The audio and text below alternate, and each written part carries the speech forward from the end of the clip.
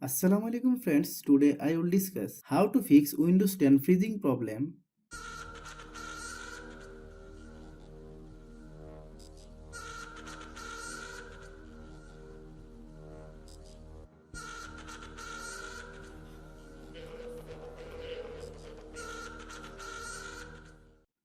Click Start button, click Settings, click System,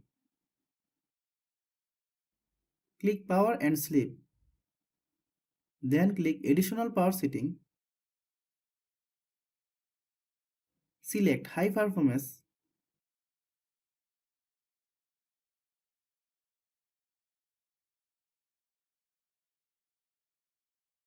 then update your operating system.